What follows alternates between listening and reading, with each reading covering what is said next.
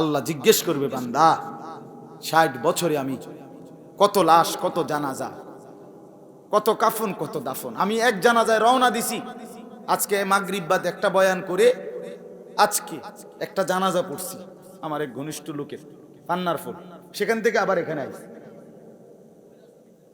তো যখন জানাজায় রওনা দিছি তখন আমার কাছে আবার ফোন আসছে, আমার মাদ্রাসার একজন উস্তাদের বাবা মারা গেছে।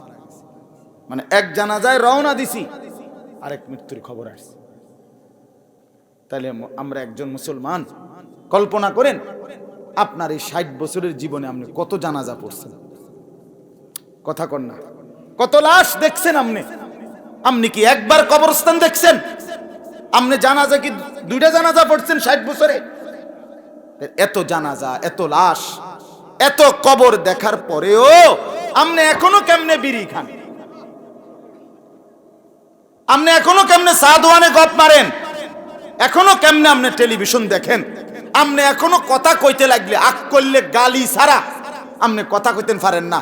আপনার এই অসভ্য আচরণ কোন দিন শেষ হবে? কথা বলেন। হ্যাঁ, কোন দিন? আপনি এখনো সুদে টাকা লন, এখনো সুদে টাকা দেন। আস্তাগফিরুল্লাহ। এজন্য মনে রাখবেন, মুসলিম শরীফের হাদিস, নবীজি সাল্লাল্লাহু আলাইহি সাল্লাম বলেন, যাকে আল্লাহ তাআলা ৬০ বছর হায়াত দিছে, কত? একেবারে স্পষ্ট সহিহ হাদিস, বিশুদ্ধ হাদিস, মুসলিম শরীফে, আ'দারাল্লাহু ইলা ইমরিইন আখরা উমরাহু হাত্তা বালাগা ৬০।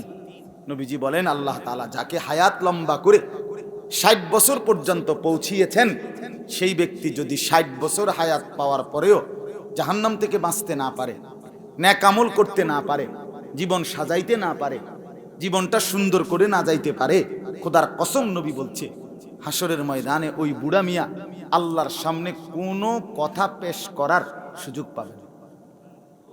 কসম খোদার, সুযোগ দিবেন, কথা বলার সুযোগ দিবে না। আল্লাহ পাক ডাইরেক্ট খাড় করাইয়ে হাসরের ময়দানে দাঁড়াইবার লগ লগ ফেরেশতারে কইব, বুড়ারে ফিট, শুধু ফিট হতা এলা, প্রথম বাড়িতে হতা এলা। যদি চাচায় কয় যে আও কদুর কথাটা হনো না, না তোর কথার খাতা কিনে ফিট, তার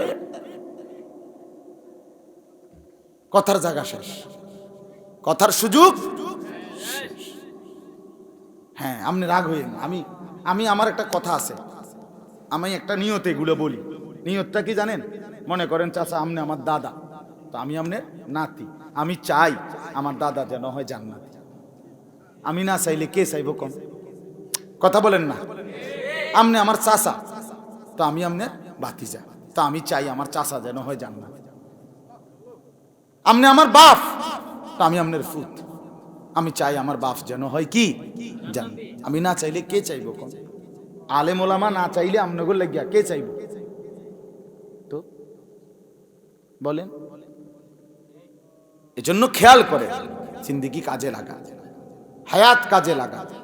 একটা একটা মিনিট দামি। যাকে আল্লাহ একটু বেশি হায়াত দিছে, তাকে আল্লাহ একটু বেশি সুযোগ দিছে, দিছে কিনা বলেন? আপনারে হায়াত বেশি দিছে, সুযোগ বেশি দিছে। আপনারে বুঝিয়ে শেষ বয়সটা দিছে শুধু পান খাইতেন কেন? শেষ বয়সটা আপনারে দিছে বুঝি চা দোয়ানে বয়ে থাকতেন? শেষ বয়সটা আপনাকে বুঝি আল্লাহ তাআলা দিছে এই টেলিভিশনে নাচ গান চাইতেন? কথা বলে কতটা বিবেকহীন। আল্লাহ একটু সুযোগ দিছে হায়াত, ছেলে ফেলে এখন কামাই রোজগারি করে, আমনে তেমন কোনো রোজগার করণ লাগে না তার। আমনের তো 24 ঘন্টা শুধু লইয়া যদি তসবিটা নিয়ে পড়ে থাকে, আল্লাহর জিকির করে, নবীর দুরুদ পড়ে, খোদার কসম হাসরের ময়দানে দেখবেন নেকের পাহাড় জমে আছে। সুযোগ দিছেন আল্লাহ, সুযোগ পাওয়ার পরেও কাজে লাগাইলাম না।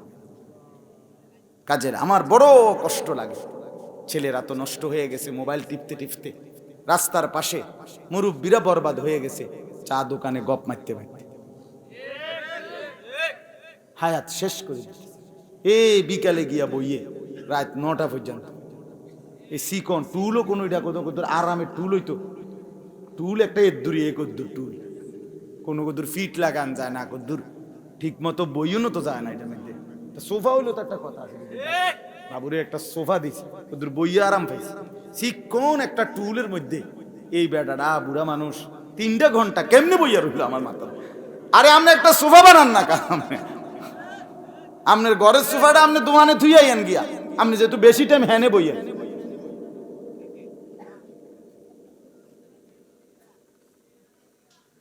আল্লাহ আমার মুরব্বী চাচা বাবা দাদাদেরকে নেক জিন্দেগি দান করে। চলেন বাপ, তো বলতেছিলাম আল্লাহ তাআলা বলেন, নবীজির পরিচয়ের কথা কইতে গিয়া কোরআনে আছে নবীজিকে আল্লাহ তাআলা 2টা সিফাত এরকম বলছে। একটা হলো আপনি হলেন বাশীর, আপনি হলেন নাদির। বাশীরাও ওয়া নাদিরা আমাদের নবীর সিফাত, পরিচয় কি? বাশীরাও ওয়া নাদিরা মানে কি? মানে আপনি নবী জান্নাতের সুসংবাদদাতা, আপনি হলেন জাহান্নামের ভয় প্রদর্শনকারী। এজন্য নবী কখনো জান্নাতের সুসংবাদ দিবেন, নবী কখনো উম্মতকে জাহান্নামের ভয় দেখাইছে। ঠিক কি না বলেন না? দুটোটাই, জাহান্নামের ভয়ও দেখাইছে, জান্নাতের খুশখবরিও দিছে। কোরআনুল কারীমের মধ্যে জান্নাতের কথাও আছে, জাহান্নামের কথাও আছে। তো আমি বলতেছি এবার আসেন জান্নাত। এখন এই 2টা জিনিসের মধ্যে আখিরাতের আমাদের প্রত্যেকটা মুসলমান ইমানদারের কামনা কি? কামনা হলো জাহান্নাম থেকে বাঁচা, জান্নাতে প্রবেশ করা। ঠিক কিনা বলেন না? এটা আমাদের প্রত্যেকের আকাঙ্ক্ষা কিনা? এটা সোজা হিসাব। আমরা প্রত্যেকেই চাই আল্লাহুম্মা ইন্নী আউযু বিকা মিন আযাবি জাহান্নাম, আল্লাহ আমি জাহান্নামের আযাব থেকে পানাহ চাই। আবার আমরা প্রত্যেকেই চাই আল্লাহুম্মা ইন্নী আসআলুকাল জান্নাহ, আল্লাহ আমি আপনার কাছে জান্নাত চাই।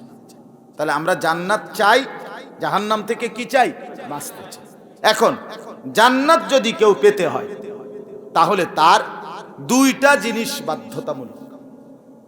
2 জিনিস থাকবে যার কাছে জান্নাত মিলবে তার। এক জিনিসের নাম, প্রথমটার নাম হলো ঈমান। প্রথমটার নাম কি? ঈমানবিহীন, কালেমাবিহীন, আল্লাহ এবং তার রাসূলের প্রতি ঈমান ছাড়া জান্নাতে যাওয়ার কোনো সুযোগ নাই। কোন কাফের বেঈমান যদি গোটা পৃথিবী মালিক হইয়া পরে আবার গোটা পৃথিবীটাও যদি দান করে দেয়, এত বড় দানশীল মনে করেন, তারপরও সে জান্নাতে যাওয়ার সুযোগ। ঈমানবিহীন কোন কাফের যদি পৃথিবীর সবচেয়ে বেশি সৎকর্ম ভালো কাজও করে, তারপরও দুনিয়ার পুরস্কার মিলবে কিন্তু আখিরাতের জান্নাত মিলবে। তাহলে ঈমান লাগে, ঈমান জরুরি, ঈমান জরুরি। আমার বাপ, এই ছেলেরা তোমাদেরকেও বলি, বাপ পর্দার আড়ালের মা বোনদেরকেও বলি, আপনাদেরকেও বলি, বাবা জীবনে সব হারাইলেও মেনে নেওয়া যায়, কিন্তু যদি ঈমান হারা হন তা আপনার কিছুই নাই। কারো বিল্ডিং আছে, কারো বিল্ডিং নাই, কারো ভাত মাছ আছে, কারো কম, কারো বেশি, সব মেনে নেওয়া যায়, কিন্তু ঈমান শূন্য এটা মেনে নেওয়া যায় না। এটা শ্রেষ্ঠতম সম্পদ। জুতু মেরা তু সব মেরা, যখন আল্লাহ আমার তখন সব আমার। আগার একটু নেহি মেরা তো কুই শাই নেহি মেরি, যখন আল্লাহ আমার নাই তো কিছুই আমার নাই। যে আল্লাহ হারা সে সর্ব। আমার শায়েখ আরিফ বিল্লাহ হাকিমুন নফস আল্লামা মুফতি মুশতাকুন নবী কাসেমি হযরত বলেন, আল্লাহকে পেয়ে কেউ যদি গোটা দুনিয়াও হারায় সে কিছুই হারায়নি। আল্লাহকে না পেয়ে কেউ যদি গোটা দুনিয়াও পায়, খোদার কসম সে কিছুই পায়নি। এজন্য ঈমান সবচেয়ে বড় সম্পদ। ঈমানের পাহারাদারি করা চাই, ঈমান ঠিক রাখা চাই। ঈমান মানে শুধু লা ইলাহা ইল্লাল্লাহ মুহাম্মাদুর রাসূলুল্লাহ এই কালেমা বলা, এই শুধু এতটুকুর নাম ঈমান না, এটা ঈমানের একটা অংশ। এই কালেমা উচ্চারণ করা, ঈমান শুধু এই একটা বাক্যকে উচ্চারণ করাকেই বলে না, এটা ঈমানের অংশ। ঈমানের আল্লাহর নবী বলছে বিদউ ওয়া সাবউনা শুবা, ৭৭টা শাখা আছে। কয়টা শাখা? আল ঈমানু বিদউ ওয়া সাবউনা শুবা, ঈমানের ৭৭টি শাখা আছে, ৭৭টা পার্ট আছে, অংশ আছে। এর মধ্যে সবচেয়ে বড় অংশ হলো কাউলু লা ইলাহা ইল্লাল্লাহ, এই কালেমা পড়া। তাহলে এটা ঠিক আছে, একটা বড় অংশ, এটা বড় ডাল, মোটা ডাল, কিন্তু আরো ৭৬টা ডাল আছে। এই সবটা নিয়া ঈমান, এই সবটা নিয়া কি বলেন না? ঈমান, ঈমান। অতএব আপনার আমার জীবনের সবচেয়ে বড়, শুনেন, দুনিয়ার ব্যাপারে আল্লাহর ওয়াদা, মা নাশাউ লিমান নুরিদু। এই শব্দটা মনে রাখবেন, এই দুইটা শব্দ আছে কোরআনে, সূরা বনী ইসরাঈলে। আল্লাহ বলছে দুনিয়া চায় যতজন, আমি দেই না ততজনকে, আমি যাকে চাই তাকে দেই। দুই, দুনিয়া চায় যে যদ্দুর, আমি দেই না তদ্দুর, বরং আমি ইচ্ছা করি যদ্দুর, দেই তদ্দুর। কথা বলেন না কেন? দুনিয়া যতজন চায় সবাই পায়, যদ্দুর চায় সবাই এদ্দুর পায় না। এক বাজারের ব্যবসায়ী, একই স্ট্যান্ডের সিএনজি ড্রাইভার 30 জন, সকাল 8টায় আসছে, রাত 10টায় ঘরে ফিরছে, সবার ইনকাম বরাবর? চা দোকানদার সবার ইনকাম বরাবর, মুদি দোকানদার সবার ইনকাম বরাবর, দুনিয়ার কোনো কর্মস্থলে সবার ইনকাম সমান? তাহলে বোঝা গেল কি? ফায়সালা আসমান। অফিস সামাই রিজকুকুম, কোরআনে আল্লাহ বলেন বান্দা তোমাদের রিজিক খেতেও না, দোকানেও না, ব্যাংকেও না, অফিসেও না, কোথাও না। অফিস সামাই রিজকুকুম, একেবারে ডাইরেক্ট কোরআনের আয়াত। তোমাদের রিজিক আসমানে, আসমানে, আসমানে। কোথায়? অফিস সামাই রিজকুকুম ওয়া মা তুআদুন ফাওয়ারাব্বিস সামাই ওয়াল আরদি ইন্নাহু লাহাক্কুম মিছলা মা আন্নাকুম তানতিকুন। আল্লাহ রাব্বুল আলামিন বলেন, এটা চূড়ান্তভাবে কসম করে বলছি বান্দা, আসমান জমিনের রব আল্লাহর কসম, রিজিক আসমানে। রিজিক কোথায়? ইন্না রাব্বি ইয়াবসুতুর রিজকা লিমান ইয়াশাউ ওয়া ইয়াকদির। আল্লাহ বলে, বন্ধু নবী আমার, আপনি পৃথিবীবাসীকে বলেন, আমার আল্লাহ যাকে ইচ্ছে রিজিক দুনিয়ায় সম্পদ বেশি দেয়, যাকে ইচ্ছে কম দেয়। দেয় কি না বলে? এক মার 3 ফুট, মায়ে তেনোগার লাগিয়া কলজা দিয়ে দোয়া করে দিছে, আল্লাহ তোকে তেনোজনের বাতে ফুতে সংসারে টাকায় পয়সায় কি দোক, বরকত দোক, একবার তেনোগারে দোয়া করে দিছে। কিন্তু এরপরে মা মারার পরে 3 ফুট সমান সমান ইনকাম, তো তেমন কথা বলেন, এমন কেন? এক মারই তো ফুট না, বরং আল্লাহ বলেন এটা আমার ফয়সালা। আমি কাউকে ইচ্ছে করেই বেশি দেই, আমি কাউকে ইচ্ছা করেই কম দেই। বেশি দিলাম তারে কেন? আমার ইচ্ছা। কম দিলাম তারে কেন? আমার ইচ্ছা। আমার ইচ্ছা, এখানে তোমার কিছুই বলার নাই, তোমার তো কিছুই না। আমি এত পরিশ্রম করলাম, খোদা আমনে আমারে দেন না। আমনে পরিশ্রম করছেন কোন? আপনার আব্বার বাড়িতে নেই, আমনের কিতা? জমিন আমনের বাফের, কথা বলেন না। আসমান আমনের বাফের, চাঁদ উঠছে আমনের বাফের চাঁদ, তো তাই আমনের কিতা নেই? হাত পাও চোখ নাক কান অঙ্গ প্রত্যঙ্গ কোনটা আমাদের? তাহলে আমনের এনে মাতবুরি করার কি? আমার তো কিছুই নাই, আমার তো কিছুই না, আমি বলতে তো কিছুই নাই, সবই তো আমার আল্লাহর। তো আমার দিলে আল্লাহর ইচ্ছা, না দিলেও কার ইচ্ছা? এই জন্য দুনিয়া নিয়ে ব্যস্ত হইতে না। দুনিয়া আমরা বেশি কামড়া কামড়ি করি, আমরা বুঝতেই চাই না রে বাপ। ছেলেরাও বোঝে না, মারাও বোঝে না, বাবারাও বোঝে না। সবাই মিলে চেষ্টা করতেছে, জায়েজ না জায়েজ, হক না হক, হ্যাঁ হালাল হারাম, যেমনে পারো দুনিয়া কারাকারি করে নেও। দুনিয়া একটা লুটের মাল, যে যা পারো কারাকারি করে নাও। না রে বাবা, বাস্তবতা এটাই, শেষ পর্যন্ত তাই মিলে আল্লাহ যা বরাদ্দ রাখছে। হালাল বাবু এর দূরে আসতো, হালাল বাবু, হালাল পন্থায় রোজগার করি না, বড় লোকও আছে, আছে না? পয়সাওয়ালা আছে না? তাহলে বোঝা গেল যাকে আল্লাহ যদ্দুর দিছে এটা হালাল পন্থায় আসতো, ইচ্ছা করছে, আল্লাহ ঠিক রাখছিল, কিন্তু তুমি হারাম পথে গিয়ে নষ্ট করে দিলে। আমরা ছোটবেলায় কিতাবে পড়ছি, এক ভদ্রলোক আরব দেশে মসজিদে ঢুকবে, ঘোড়ার পিঠে করে আসছে। তো ঘোড়াটা একটা ছেলের হাতে দিয়া বলছে, বাবা তুমি আমার ঘোড়াটা একটু ধরে রাখো, আমি নামাজ পড়ে আসতেছি। ছেলেটার হাতে ঘোড়াটা দিছে। তো ঘোড়াটা আপনার যে লাগাম, মানে ঘোড়ার যেই রশিটা দইরা ঘোড়া চালায়, হেইতে এটারে খুললা, হ্যাঁ ঘোড়া ছাইরা দিয়া, হেইতে এটা নিয়ে পাশের দোকানে, যেখানে এগুলো বেচে ঘোড়ার জিনিসপত্র, এগুলো বিক্রি করে দিছে 5 দিরহাম, 5 টা মুদ্রা।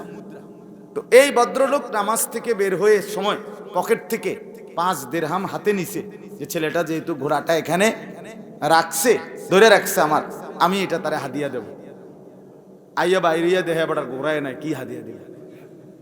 খুঁজতে খুঁজতে পাশে গিয়ে দেখছে ঘোড়া, প্রভুভক্ত ঘোড়া, তো পালিত ঘোড়া, তার দৌড়াই যায় নাই কোথাও, তো পাইছে। দেখে যে ঘোড়ার লাগাম যেটা ধরে এটা নাই, সে বুঝছে যে এটাই ছেলেটা নিচে গা চুরি করে হয়তো। তো পাশের দোকানে গেছে, গিয়া এটা কিনবার জন্য গিয়েই দেখছে এটা ঝুলানো আছে সামনেই একটা এইগুলার লাগাম, হ্যাঁ এটা উনারটাই, হে চিনছে এটাই। তখন জিজ্ঞেস করছে ওই দোকানদারকে যে ভাই এইটা কত? এই যে এইটা, বলছে আমি এটাই মাত্র একটা ছেলের কাছ থেকে 5 দিরহাম দিয়ে কিনে নিছি, এবার আপনি কিছু বেশি দেন। কথা বুঝছি। তখন ওই আমরা আরবি কিতাবে পড়ছিলাম আর কি, এটা তখন ওই নামাজি লোকটা বলছে ওই মুরব্বি যে হায় ছেলে বাবা, এই 5টা দিরহাম এটা তো আমি তোমাকে দেওয়ার জন্য হাতে নিছিলাম, কথা বুঝেন নাই? তো আমি যদি দিতাম তখন তো এটা হালাল হইতো, কিন্তু তুমি তো এখন কামাই করলে হারাম, তুমি তো বেশি পাইলা না। এটা একটা উদাহরণ আর কি। তাইলে আল্লাহ তাআলা দুনিয়াতে যাকে যা দেওয়ার তা হালাল ভাবেই তা দিত। আমি আপনি শুধু শুধু হারামের মাধ্যমে 2 নম্বরই কইরা, সব সুদখোর কোনো বড় লোক হয় না। আপনি কথা বলেন না কেন? সব বেড়াই বিদেশ গিয়া কোনো বিল্ডিংওয়ালা বাড়িওয়ালা হয় না। আমি দেখছি, আমার পরিচিত লোক আছে, 16 বছর বিদেশ করছে একজন, আবার বাড়িঘর করছে অনেক কিছু। আরেকজনের 16 বছর বিদেশ করে আইয়া আমার দ্বারে কইছে যে ফ্যান যেটা ফিন্দা আইছি ভাই, এটা আরেকজনের তে হাওলাত করে। কথা বলেন না কেন? একই লগে গেছে, একই দেশে গেছে, একই রুমে থাকতো, এটা আল্লাহর ইচ্ছা কিনা বলেন না কেন? তাহলে দুনিয়া, আবারও অনুরোধ করছি, দুনিয়া উপভোগের বস্তু না। ইয়ে ইবরত কি যা হে তামাশা নিহি, এটা শিক্ষার জায়গা, উপদেশের জায়গা, তামসার জায়গা না। এটা আসলেই ভোগের জায়গা না, এটা কোন রকম পার করার জায়গা, পার করার জায়গা। আমরা যদি এই কথাটা একজন মানুষও বুঝতাম, আমাদের উন্নতি আরো হতো, আমাদের দুনিয়াও সুন্দর হতো, আমাদের আখিরাতও সুন্দর হতো। তো দেখেন, এখন আমি যে কথাটা বলতেছি, জান্নাতে যাওয়ার জন্য তাহলে প্রথম শর্ত, প্রথম জিনিসের নাম কি? ঈমান। ঈমান লাগবেই, ঈমান লাগবে। জন্য ঈমানের ব্যাপারে আমাদের জানা দরকার। এটা অন্য আপনারা আপনাদের হুজুরদের কাছে, ইমাম সাহেবদের কাছ থেকে জেনে নেবেন যে ঈমান কাকে বলে, ঈমানের 77 শাখা কি কি। ঈমানের মধ্যে 2টা জিনিস গুরুত্বপূর্ণ, একটা হলো উমুরুল ঈমান, আরেকটা হলো নাওয়াকিজুল ঈমান। ঈমান কি কি জিনিস দ্বারা অর্জন হয়, আরেকটা হলো ঈমান কি কি জিনিস দ্বারা ভঙ্গে যায়, মানে ভেঙ্গে যায়, নষ্ট হয়ে যায়। দোনোটা জানা দরকার, দোনোটা একজন মুমিনের জন্য জানা বাধ্যতামূলক, যেন আমার দ্বারা ঈমান ভঙ্গের কোনো বস্তু না হয়। মানুষের যেমন রোজা ভাঙ্গা যায়, নামাজ ভেঙ্গে যায়, অজু ভাঙ্গা যায়, তো তার চাইতে ভয়ঙ্কর হলো ঈমানও ভেঙ্গে যায়, ঈমান নষ্ট হয়, ঈমান নষ্ট হয়ে যায়। এই জন্য আপনি আমি শুধু কেবল কালেমা উচ্চারণ করতে পারেন, এই কারণেই নিজেকে মুমিন মনে করতেছেন, বিষয়টা এমন না। যদি আপনার কথার মধ্যে, শব্দের মধ্যে, বিশ্বাসের মধ্যে, আচরণের মধ্যে কুফরি থাকে, তা আপনি বেঈমান। যদি আপনার কথাবার্তা, উঠা বসা, আচরণ, বিশ্বাস, চাল চলনের মধ্যে শিরিক থাকে, তা আপনি ঈমানদার না, আপনি মুশরিক, আপনি জাহান্নামী। তাহলে কেমন স্পর্শকাতর বিষয়, কেমন কঠিন বিষয়, কেমন দরকারি বিষয় আপনি বলেন।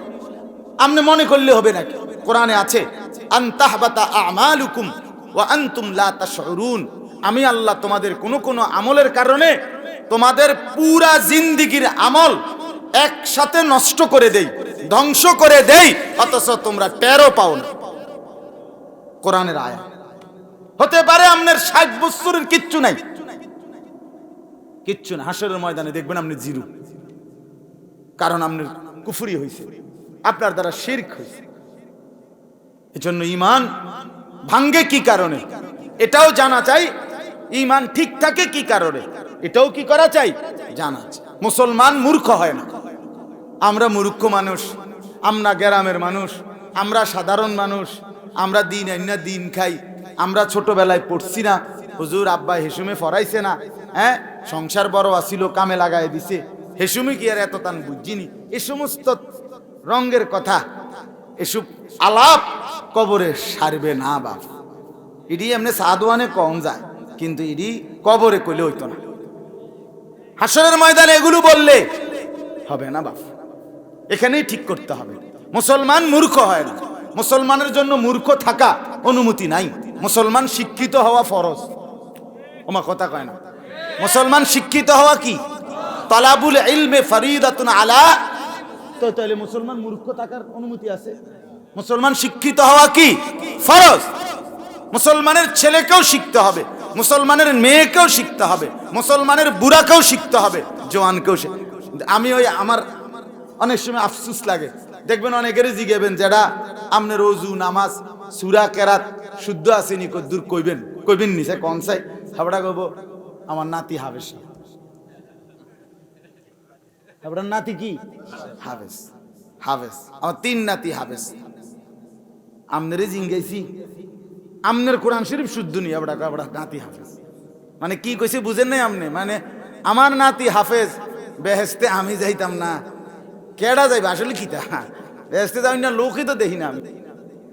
এইভাবে ধরে রাখছো যারা হাতের মধ্যে মোবাইল, নামাই ফেল, নামাইয়া পকেটে নাও। এই অল্প একটু সময় সরাসরি আমাদের চোখের দিকে তাকাইয়া আল্লাহর কথা শোনো।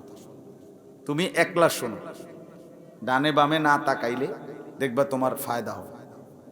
অর্থাৎ সাথের জন কি শুনে না না শুনে আমার এটা দেখার দরকার। আমি একাই শুনতেছি, আমার আল্লাহর কথা আমি একাই শুনতেছি। কোরআনুল কারীমের মধ্যে আছে ওয়াউরিদু আলা রাব্বিকা সাফফা, সারিবদ্ধভাবে কাতার বন্দি করে কিয়ামতের দিন তোমাদের একজন একজন আল্লাহ তাআলার সামনে উপস্থাপিত হবে, পেশ করা হবে একজন একজন। তো আল্লাহ তাআলা বলবেন লাকাদ জিতুমুনা কামা খালাকনাকুম আউওয়ালা মাররা। আল্লাহ সরাসরি বলবেন, বান্দা মনে পড়ে পৃথিবীতে দুনিয়ায় তুমি প্রথম যেদিন গেছিলা মায়ের পেট থেকে, ঠিক যেভাবে গেছিলা একজন, আজ ঠিক ওই একজনই আমার কাছে ফিরে আসলো। গেছিলা যেমনে আসলাও কি ঠিক।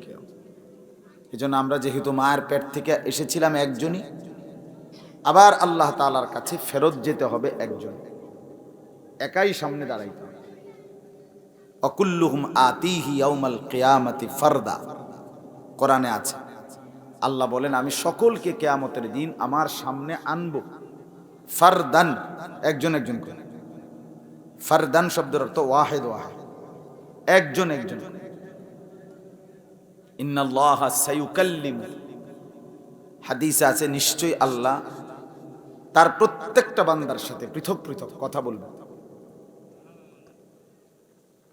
লাইসা বাইনাহু ওয়া বাইনাহু তারজুমান, আল্লাহর মাঝে এবং বান্দার মাঝে বুঝাইয়া দেওয়ার জন্য কোনো দোভাষী কেউ থাকবে না। নবীজি বলছেন শুধুই তুমি আর আল্লাহ, শুধুই আমি আর আল্লাহ, এরকম মুখামুখি হইতে হবে। আমল নামা আল্লাহ তাআলার সামনে পেশ করতে হবে। আল্লাহ তাআলা প্রশ্ন করবেন, কোনোটা দেখে বলবেন লিমা ফাআলতা হাযা, এটা কেন করলে। কোনোটার ব্যাপারে বলবেন লিমা তারাকতা হাযা, বান্দা এটা কেন ছাড়ে। ফজরের নামাজ কেন ছেড়ে দিল, সুদ কেন গ্রহণ করল। একটা উদাহরণ বললাম, এটা করলে কেন, এটা ছাড়লে কেন। এইভাবে আল্লাহ তাআলার কাছে জবাব দিতে হবে। কি জবাব দিতে? এই গ্রামে মানুষের কাছে যেটি বলেন, চা দোকানে যেটি বলেন, নিজেরা এই গপ গুজারি করতে গিয়ে যেটা বলেন, এগুলো বললেই তো চলবে না। তো এই জন্য আল্লাহর কথা একজন একজন শুনলে ভালো, মানে আমি শুনতেছি, আমার দরকার। হেতে শোনে না, এটা হের ব্যাপার, কিন্তু আমার দরকার, আমার বদলানো দরকার। ও ভাই ইকু নাকি এটা বন্ধ করে দেন, স্বাভাবিক আওয়াজ। আমার এটা দরকার, এটা অনুভূতি করা, অনুভব করা। কোরআনুল কারীমের মধ্যে আছে, শুনেন, ইয়াওয়াদ্দুল মুজরিমু লাউ ইয়াফতাদি বিবানি। কিয়ামতের দিন পাপী নাফরমান বান্দা আল্লাহ তাআলার কাছে বলবে, আশা করবে, আল্লাহ আপনি আমাকে বাঁচিয়ে দেন, বিনিময়ে আমার ছেলে মেয়েগুলোরে জাহান্নামে দেন। সাহিবাতিহি, আল্লাহ আমাকে বাঁচিয়ে দেন, বিনিময়ে আমার স্ত্রীকে জাহান্নামে দেন, তো আমারে বাঁচা। ও ফাসিলাতিহি আল্লাতী তুযি, আমার যত আত্মীয় স্বজন বংশধর ফ্যামিলি যাদেরকে আমি আশ্রয় দিছি অথবা আমারে আশ্রয় দিছি, এই সবাই আমার বাপ মা 14 গোষ্ঠী প্রয়োজনে সকলকে জাহান্নামে দেন, বিনিময়ে আমারে বাঁচায়। ওয়ামান ফিল আরদি জামিআ, কোরআনের আয়াত। আল্লাহ যদি জমিনের মধ্যে যত মানুষ আছে প্রয়োজনে সবাইকে জাহান্নামে দেন, আমারে বাঁচায়। এই যে এই একলা হাসরের ময়দানে মানুষ সেলফিশ, আত্মকেন্দ্রিক হয়ে যায়, শুধু নিজেকে নিয়ে ভাবে, নবীরা পর্যন্ত। এটা দোষণীয় না, সেদিন এটা দোষের বিষয় না। নিজেকে নিয়ে ইয়া রাব্বি নাফসি নাফসি, সমস্ত নবীরা পর্যন্ত বলবে, হে আল্লাহ আমাকে বাঁচা, আমাকে বাঁচা। ইয়া রাব্বি সাল্লিম সাল্লিম, আয় আল্লাহ আমাকে নিরাপদ করে, আমাকে নিরাপদ করে। একজন একজন করে প্রত্যেকেই বলবে। তাইলে আপনি বলেন তো, যেখানে খুদ নবীরা, আদম নবী, মূসা নবী, ঈসা নবী, ইব্রাহিম নবী, ইসমাঈল নবী, ইসহাক নবী, ইয়াকুব নবী, ইয়াহইয়া নবী, সুলাইমান নবী, দাউদ নবী, ইউসুফ নবী, এরকম বড় থেকে বড় নবীরা পর্যন্ত বলবে, আল্লাহ আমাকেই বাঁচা, আমাকেই বাঁচা। এজন্য নিজের ভাবনাও খুব জরুরি। ওটা পৃথিবী উল্টে যাক, আমি যেন বরবাদ না হই, আমি যেন বরবাদ না হই। এক বাসের মধ্যে যদি 50 জন যাত্রী কেউ দেখে 49 জনই মরে গেছে, তবুও সে বাঁচতে চায়, বাঁচতে চায় কিনা বলেন? সে মনে করে আমি বেঁচে যাই, আমি বেঁচে যাই। এই জন্য প্রত্যেকে সর্বপ্রথম ফিকির করা চাই নিজের জন্য, নিজের দিকে খেয়াল রাখা। আমার ঈমান, আমার আমল, আমার আখিরাত, আমার পরকাল, এর কি খবর? হ্যাঁ, অন্যের ভাবনা ভাববো না, অবশ্যই ভাববে, কিন্তু নিজেকে বাদ দিয়ে না, নিজেকে না ভুলে, নিজেকে ভুলবেন। একটা মানুষ আপনার ছেলে, এটা ঠিক আছে, অনেক আদরে, আপনি ছেলেটার জন্য সুদে টাকা নিয়ে বিদেশ পাঠাইলেন, তাহলে আপনি করলেনটা কি? ছেলের কল্যাণ করলেন, তো নিজেরে তো বরবাদ করে দিলেন, নিজের জাহান্নাম তো নিজে কিনে নিলেন, ফুতের লেগে করছি। তো আপনি ফুতের এই জিগান তো যে বাবা হাসরের ময়দানে তোমারে পামুনি, তো তাহলে কার লেগে টাকাটা নিলেন? অথচ বিষয়টা হলো এরকম যে আপনি টাকাটা না নিল, আল্লাহ তাআলা ঠিকই তার রিজিক মিলাইতো, মিলতো কিনা বলেন না কেন? আল্লাহ কোরআনে বলছে, লা নাসআলুকা রিজকা, তোমার সংসার চালাবার জন্য রিজিক আহরণ করতে গিয়ে, রিজিক অর্জন করতে, কামাই করতে গিয়ে তুমি বান্দার সাহায্য চাই না। নাহনু নারযুকুকা, আমি একাই সকলকে রিজিক দেব, আমি যাকে পাঠিয়েছি আমি তার রিজিক দিয়েই পাঠিয়েছি। কথা বলেন না কেন? হ্যাঁ, এবং যার জন্য যদ্দুর বরাদ্দ দিছে, কোটি টাকার কোটিপতির ফুত, কিন্তু বেটার বাপ খাইতে পারে না, কি করার আছে? টাকা তো আছে। কথা বলেন না? বাবা পুতে কোটি কোটি টাকার মালিক, ঠিক আছে, বস্তা ভইরা ব্যাগ ভরে বাজার আনছে, তো বাপ তো খাইতে পারে না, মা তো খাইতে পারে না, আপনি কোথা থেকে খাওয়াইবেন? কিভাবে খাওয়াইবেন? ওনার শরীরে কুলায় না, অসুস্থতার কারণে ডাক্তার সব নিষেধ করে দিয়েছে। তাহলে আপনি টাকার বড়াই দিয়ে কি লাভ হইল? আপনার এই ফুতের টাকার লাগিয়েই তো আপনি তারে হালাল হারাম বাস বিচার না করে তারে আপনি কামাই রোজগারের কামে লাগাইছেন, আপনি খাইতে পারেন না, তো দুনিয়াও তো ভোগ করতে পারলেন না, আর এই হারামের বিনিময়ে আখেরাতে কিছু পাবেন? তো কি পাইলেনটা কি? মানে বলেন একজন মুসলমান এমন আহাম্মক কেমনে হয়? মুসলমান এত বোকা হয় কিভাবে বলেন? ইনসাফের সাথে চিন্তা করে দেখেন। এজন্য বন্ধু আমার, বাপ আমার, ভাই আমার, নিজেকে ভুলবেন না কখনো, নিজেকে ভুলবেন। ইয়া আইয়ুহাল্লাযীনা আমানু আলাইকুম আনফুসাকুম, আল্লাহ তাআলা কোরআনুল কারীমে বলেন, হে ঈমানদার মুমিনগণ, তোমরা প্রত্যেকেই নিজেকে আঁকড়িয়ে ধরো, নিজেকে গড়ে তোলো, নিজেকে সাজিয়ে তোলো, আপাদমস্তক, মাথার চুল থেকে পায়ের নখ পর্যন্ত নিজেকে গঠন করো, নিজেকে সাজাও। লা ইয়াদুররুকুম মান দাল্লা ইযা ইহতাদাইতুম, তুমি যদি নিজেকে গঠন করো, এবার গোটা পৃথিবী মিলে আর তোমাকে কেউ পথভ্রষ্ট করতে পারবে না, কেউ পারবে না। এজন্য নিজের দিকে মনোযোগ দেওয়া চাই। কু আনফুসাকুম, আল্লাহ বলেন হে ঈমান, নিজেকে বাঁচাও, নিজেকে বাঁচাও। আল্লাহ নবী সাল্লাল্লাহু আলাইহি সাল্লামকে নবীজি আল্লাহ বলছেন, ফাকাতিল ফি নাফসি, কেউ নাই, আপনি একাই যুদ্ধ। ফাইন তাওয়াল্লাউ ফাকুল হাসবি আল্লাহ, কোরআনে আল্লাহ বলছে নবী, গোটা পৃথিবীও যদি আপনার থেকে মুখ ফিরায় নেয়, তবুও আপনি একাই বলুন হাসবি আল্লাহ, আমার জন্য আমার আল্লাহই যথেষ্ট। বলেন তারপরে কি কথা থাকতে পারে? তবুও আপনি কি করেন না যে না সব মানুষ আমাজন আর কেউ আমার পক্ষে নাই, তো আর আমি একলা আর বইয়া থেকে গেলাম, গোটা গ্রামের এই দশা, আর আমি একজনে টেলিভিশন না চালাইয়া কি করব? এটা বুঝি কথা হইল? বলেন না কেন? গোটা গ্রামের সব বাড়ির মধ্যে বিয়া শাদির অনুষ্ঠানে গান বাদ্য হয়, আর আমি একজন বুজুর্গি দেহাইয়া কীর্তাম 10 জনের কথা শুনতাম, মাইতো না চাই? হইল নি? এটা কথা হইল নি? বলেন না, এটা ইনসাফ? আমাদের হালাত তো, আমাদের অবস্থাটা তো কি এই, আমরা সমাজের কাছে অসহায়, আমরা আর 10 জন মানুষের চাল চলনের কাছে অসহায়, অসহায় হয়ে গেছে, আপন ছেলে মেয়ের কাছে আমরা অসহায়। হে ছোট মানুষ ফুলাইনে আউশ করছে, আবদার করছে, এল্লা কিছু গান বাদ্য বাজাইতেছে, আস্তাগফিরুল্লাহ।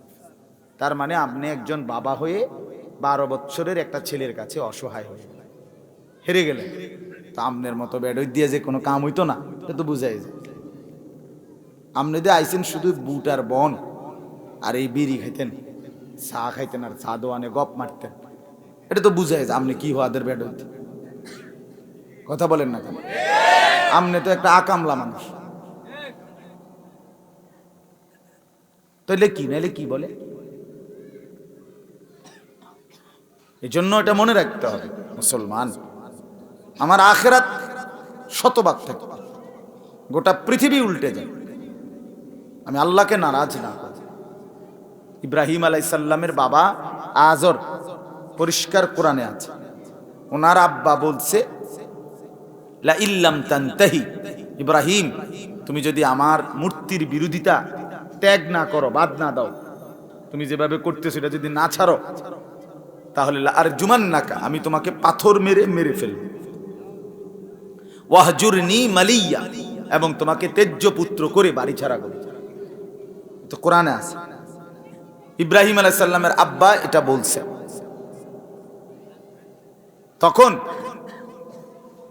ইব্রাহিম আলাইহিস সালাম বলছে, আব্বা আতাজিলুকুম ওয়া মা তাদউনা মিন দুনিল্লাহ, আমি আপনাকেও ছেড়ে দিলাম, আপনি যে মূর্তির পূজা করেন এটিরও ছেড়ে দিলাম, ওয়া আদউ রাব্বি, গোটা ফ্যামিলি ত্যাগ করে আমি শুধুই কেবল আমার আল্লাহকে ডাক দিলাম।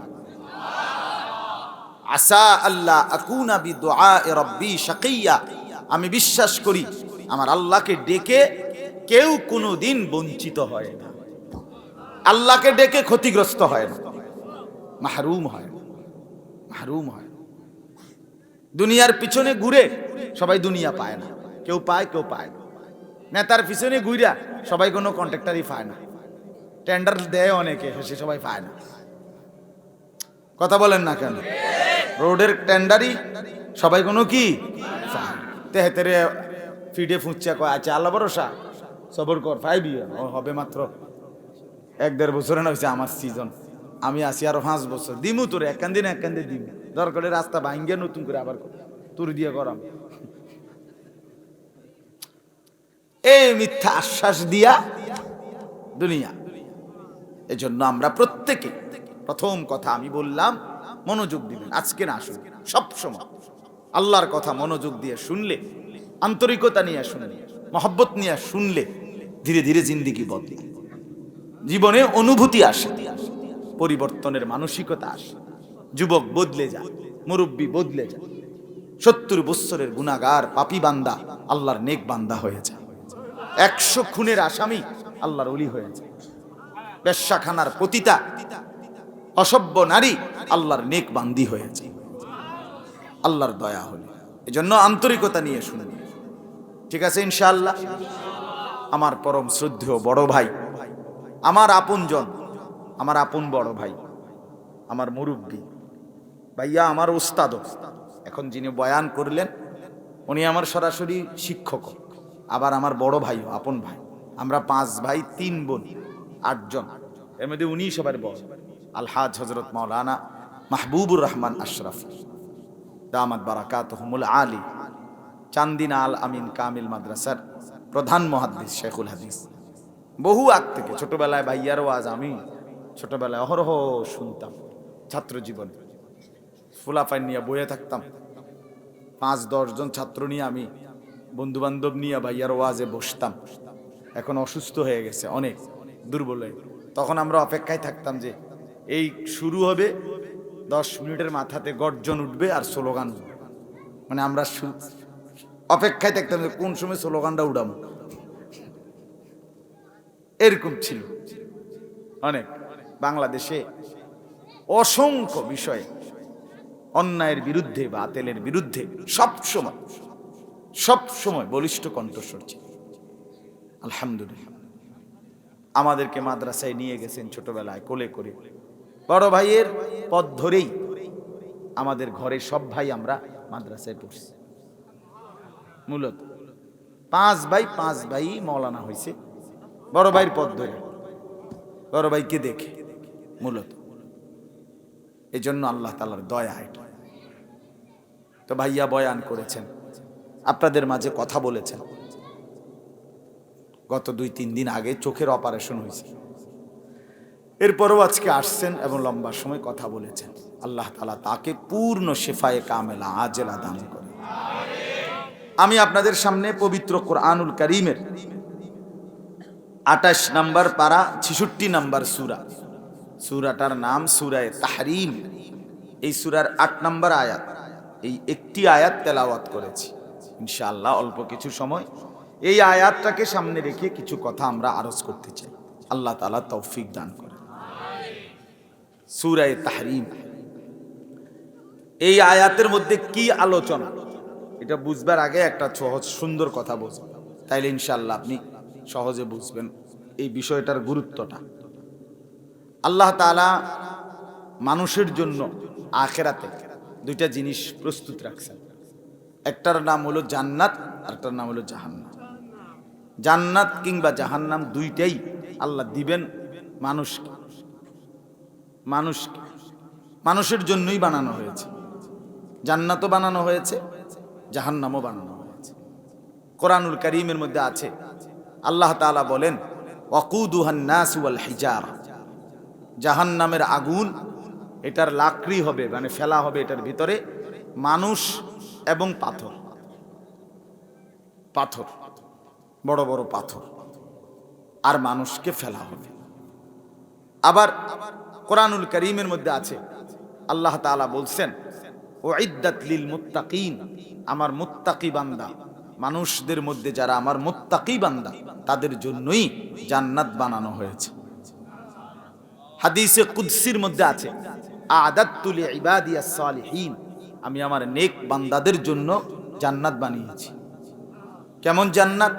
আল্লাহ বলেন মালা আইনুন রাআত, যে জান্নাত কেমন সুন্দর, তা প্রকৃত সৌন্দর্য কোনো চোখ কোনোদিন দেখেনি, ওয়ালা উদুনুন সামিআত, কোনো কান শুনেই নাই, ওয়ালা খাতারা আলা কলবি বাশার, কোনো অন্তর কল্পনাও করেনি।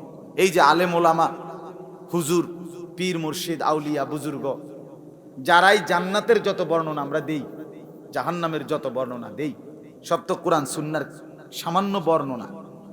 কিন্তু প্রকৃতটা একমাত্র যখন সচক্ষে দেখবে তখনই বুঝবে প্রকৃত অবস্থা বর্ণনার চাইতো অনেক বেশি, অনেক বেশি। জাহান্নামের আগুন আপনি মনে করছেন এটা গরম, তা আপনি একটা আইডিয়া করছেন গরম হইলে নইলে আর কদ্দুরে হইব না। আপনি হাসরের ময়দানে জাহান্নামে গিয়ে দেখবেন আপনার কল্পনার চাইতে কোটি কোটি গুণ বেশি গরম। জান্নাতের মধ্যে অনেক ফলমূল দেওয়া হবে, আপনি এটা আইডিয়া করছেন, নইলে দিব আর নইলে 20টা আইটেম, কথা বুঝেন নাই, নাহলে 40 আইটেমের ফল, এরপর আর করতে পাইব, এটা কি কথা নাকি? না, আপনি জান্নাতে গিয়ে দেখবেন যে না, বরং আপনার আমার ধারণার চাইতে কোটি কোটি গুণ বেশি সুন্দর, উত্তম, চমৎকার। এই জন্য আল্লাহ বলছেন, এমনি যেটি তুমি শুনছো দেখার পরে বলবা যে হায় হায় রে, কি ভাবছি আর কি তার কারবারটা কি, বুঝেন? জাহান্নামও এমন, জান্নাতও এমন। জাহান্নামের বিস্তারিত বর্ণনা আল্লাহ তাআলা কোরআনে দিয়েছেন, জান্নাতের বর্ণনাও আল্লাহ কোরআনে দিয়েছে। কখনো জান্নাতের বর্ণনা আছে, কখনো জাহান্নামের বর্ণনা আছে, উভয়টাকে একবার না, যে আপনি এক কথা একখান বাবুরে কইছেন, একবার কইয়া ছাইরা দিছেন, মানুষে বুঝি দরকারি কথা হুদা একবার কয়, হ্যাঁ, আরো নইলে কয়েকবার কইলে গুরুত্ব দিতাম না। বিষয়টা এমন, আল্লাহকে বলার সুযোগ নেই। আল্লাহ বলবে, বান্দা আমি শত শতবার বলছি, একবার বলে ছেড়ে দেই না, একবার। আমার বাসায়, আমি বাসার বাজার সব ভুললা যাও, তাম বিবিরে বারবার বলছি যে আমার যেটা দরকারি জিনিস 3-4 বার 5 বার কিন্তু কইতে, তুমি এমনি হইতো না, আমি মনে থাকে না, তো হতেই পারে। তাইলে আল্লাহ তাআলা বলেন, বান্দা জান্নাতের বর্ণনা আমি কোরআনুল কারীমে, জাহান্নামের বর্ণনা একবার দুইবার বারবার বলছি। কতবার আছে? জান্নাতিন তাজরি মিন তাহতিহাল আনহার, এই বারবার বারবার, কদ্দুর পর পরই জান্নাতের বর্ণনা আছে, কদ্দুর পর পরই জাহান্নামের বর্ণনা আছে। কোরআনুল কারীমে আল্লাহ নবীজির পরিচয় বলছে অনেকগুলো, আমার ভাইয়াও বয়ানে বলছে, মা জাগাল বাসারু ওয়া মা তাগা, মা কাযাবাল ফুআদু ওয়া মা রাআ, মা ইয়ানতিকু আনিল হাওয়া ইন হুয়া ইল্লা ওয়াহয়ুন ইউহা, হ্যাঁ, মা ওয়াদ্দাআকা রাব্বুকা ওয়া মা ক্বালা। এগুলো সব নবীজির প্রশংসা, নবীজির সিফাত, নবীজির বৈশিষ্ট্য, অনেক অনেক, পুরা কোরআন। হ্যাঁ, নবীজির মর্যাদা, আমাদের প্রিয় নবীর সম্মান, ইজ্জত, শান, মান বলার জন্য